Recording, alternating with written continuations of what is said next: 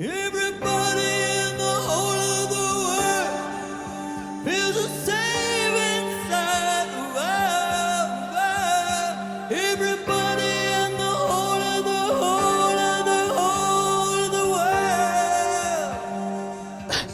world. Talk us through the eclectic nature of your environment. Tidy mind, tidy corner. Oh, hang on a bit. I've just dropped that again. That'll go and click. Am I still on? You're still Am I still on? Yeah, it's all nice. This corner is in desperate need of a tidy up. I will admit it. People send me gifts.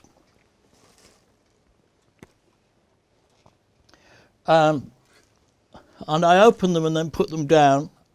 Some of them I don't open at all for months. And so a lot of the paraphernalia around me from dear Rosie Baxter. She sends me artworks which are beautiful. They're writing in. And this is an amplifier I had made in America last year, which I still haven't really got playing through. I tend to play through the Vox AC30 live. This is a matchless. It was Dave Gregory who turned me on to these, but they're widely considered to be the thing, so I got one. There's my guitars, far too close to the radiator. The dulcimer, and just general trash, you know, some tambourines, bits of old leads. People send me things like this. Glittery socks. And I think, oh, I'll get round to that and put them down. So, got a certain something in it. I tend to just play the piano when we're writing. I very, very rarely pick up a guitar, if ever, unless we're rehearsing. I just play a little bit of piano, and during the writing of this record, I've barely done any playing at all. I've just been singing. So I sit here and the boys jam, and you know, we work on headphones. And I'm just trying to feel what they're feeling and express that in words, try and find words that will suit that. I had a lot of lyrics going into this writing process, probably more than I've ever had. So I've not struggled for words this time, which is great. So yeah, that's it. I mean, really most of this paraphernalia doesn't have to be here. It's here more for rehearsals than it is for writing. And some of it, I don't even know what it is. There's a rock down there that lights up. And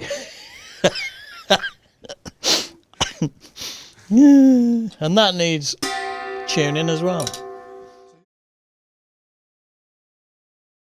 I've got one of these at home as well, and I think there might be another one somewhere. But it's a Yamaha P250, my favourite piano. I've still not really found one that I think beats it for touring. And that's a Shure KSM something or other. That's an antique. It's a U47, I think. An old valve Neumann. They're quite rare, so they cost a bloody fortune, 15 or 20 grand. And there's no point in us owning one because it would just sit in a cupboard half the time. So we hire it in. Peter Gabriel's got one, of course. Well, he's probably got half a dozen, but he had one down at Real World that I sang into on the Fear session, and Mike really liked the sound of it for my voice. The thing about microphones is there is no perfect microphone for a singer. Every singer will have the mic that really suits them. And it's a question, because I need a bit of warm, I need something warm because I've got quite a high range. If I was a bit gruffer, I might need a different kind of mic to that, something that would pull out the top end a bit. But really toppy mics tend to make my voice sound harsh. So that's something like that. I mean, those U47s, that's what Frank Sinatra would have sang into back in the day. They go back to the, you know, that's a 1950s mic. So they are antiques and they cost an arm and a leg, but they don't half sound nice. I kind of get artist rates on things. You know, Matchless did me quite a favour. Sure tend to look after me a bit. I don't get all their stuff for nothing, but they do. You know, we had one of these go down about a month ago. Was it the one I've got one of these at home as well, and they're about £600, and they sound great.